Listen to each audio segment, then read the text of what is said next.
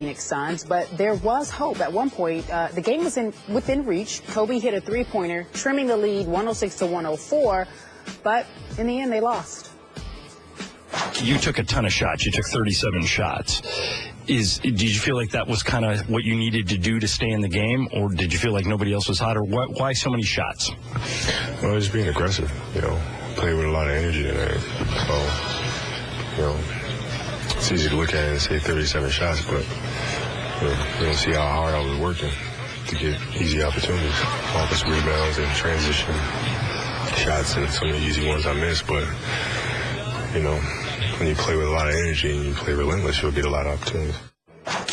So, Stephen A., the Lakers are off to their first 0-5 start since 1957-58 when they were in Minneapolis. Kobe still feeling as if he should be relentless. Your take on the fact that he scored 39 points. Is that good? Well, I think it's good because he's working himself back into being Kobe, and we understand that. Obviously, it was too many shots. You don't need to be taking 37 damn shots. But at the same time, when you've got somebody else in the starting lineup named Wesley Johnson that seems allergic to offensive productivity, what do you expect? I mean, these are the kind of things that's going to happen. Think about the starting lineup. We are talking about one of the most prestigious and renowned franchises in history, the Los Angeles Lakers. And this is their starting lineup outside of Kobe Bryant: Jordan Hill, Wesley Johnson, Carlos Boozer, and Jeremy Lin. Are you kidding me? I mean, this is unbelievable. As far as I'm concerned, you know what? When you look at the Los Angeles Lakers, look, I don't know how Jerry Buss gets to walk the streets at night. I'm serious. Because I'm looking at Skip. I'm at the Garden last night with the Knicks and the Wizards game. And you just see some of the talent that they have on the Wizards. And you're like, where do they find these guys? They're relative no-names, but they go out on the court. They look like they can play. They're productive, etc. But you look at the Lakers or the Knicks, and you just see such a flagrant absence of talent. It is so alarming. I got to tell you, I don't want to sit there and advocate Kobe Bryant shooting 37 shots a night. But you know what, Skip? I don't know how else they're going to win a daggone basketball game. These boys are pretty damn bad. I mean, if we're going to be real about it. That's the honest-to-goodness truth, Stephen A. And I disagree with both of you. I don't think this team is nearly as bad as you just portrayed it. Look, the good news here is... Keep watching. Okay, I will. I'm going to keep watching Kobe take 37 shots a night. The good news here is, as Kobe said, he's aggressive. He's working hard. He is flat out back. This is full bore, 100%, 1,000% Kobe Bryant. He looks extremely healthy to me. And frankly, I'm a little surprised at how healthy and springy he looks. He's got pep in his step. He is still capable of scoring 39 points in an NBA game. And after the stories we read before the year from some of the GMs talking about Kobe from preseason basketball, and again, you always discount preseason, and in this case you should have, because that was some big-time numbers that he put up. But to me, it's about box office for the Buss family. And I believe that they got a lot of bang for their buck last night, or their bucks, as in $23.5 million bucks that they're paying Kobe this year, because that's big box office. That's LA TV. The people will watch that. I will watch that. I'll be the first to admit, even if they lose every game. And it's been since, what'd you say, 1957, when, for our younger viewers, they were the Minneapolis Lakers, because Minnesota is the land of 10,000 lakes, so they were called the Lakers. That's where the name a long time ago. Originally. Now there's still the Lakers, and I'm sure Kobe would tell me to go jump in a lake right now for what I'm saying. But I got to tell you, the key stat to me last night, Stephen A. Smith, was 1, as in Kobe had 1 assist.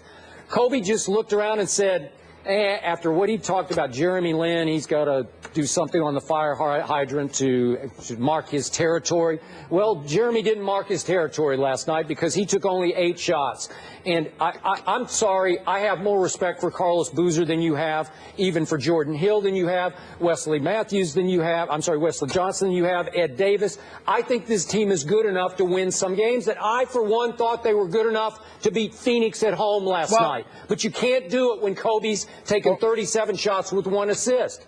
Kobe can get 6 or 8 assists tonight, and if you do, you'll be a better basketball team. Listen.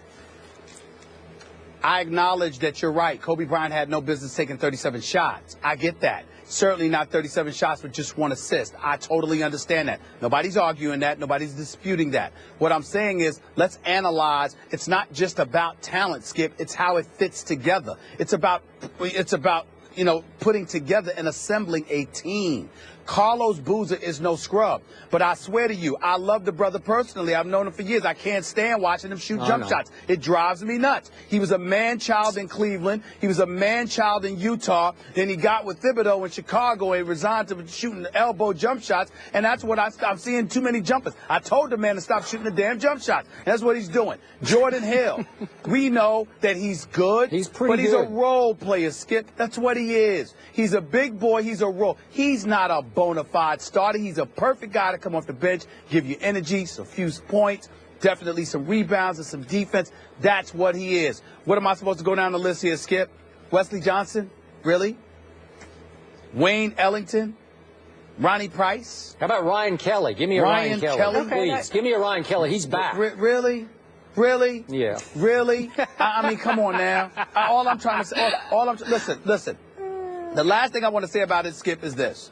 I remember years ago when the great Pat Riley was coaching Showtime, stepped away from the game, did a little TV work, and then the next thing you know, he was the coach of the New York Knicks. And everybody thought Showtime was going to come to the Garden, but he had Ewing. He didn't have anything else. So what did he do? He went out, ultimately got Oakley, ultimately got Anthony Mason, ultimately got John Starks, acquired Rolando Blackman with Derek Harper to pair with Ewing. And basically the combination of Oakley and Anthony Mason had dudes petrified to do anything to Ewing because they were scared of what was going to happen to them once the game ended and they met out in the streets. What I'm saying to you is that you change your philosophy and you adjust things according to the level of talent that you assemble. The Los Angeles Lakers seem incapable of doing so because they have somebody in Jim Buss who hasn't given Kobe much to work with. That's the reality. It's about how it works together, not about the individual talent. I know Carlos Boozer is no scrub. Okay, so are you telling me that we're looking at 0-82 with Kobe averaging 32 a game? And I'm talking about points, not shots. No, I'm telling you that. No, but I am telling you that the Lakers would be lucky to go 34-48, which is what their record was the first year after Shaquille O'Neal departed. They'd be lucky to win 34 games this year. All right, Skip, let me ask you a question. Sunday, the Lakers play Charlotte at home. How many shots for Kobe? Kobe 38? shoots. No, he shoots maybe 30 points. 30 shots. 30 shots? 30 shots. With 6 assists? Yes. Okay. We win. I think you, not we, but you win. We win. Yeah. All right. Book it, guys. It's looking rough. Let's talk about more NBA action for the folks at home. It's tonight on ESPN at 8. John Wall and the Wizards take on the Pacers. Then at 10:30, the Clippers take on the Warriors. Again, Wednesday night basketball presented by State Farm, and it's part of the Kia tip-off.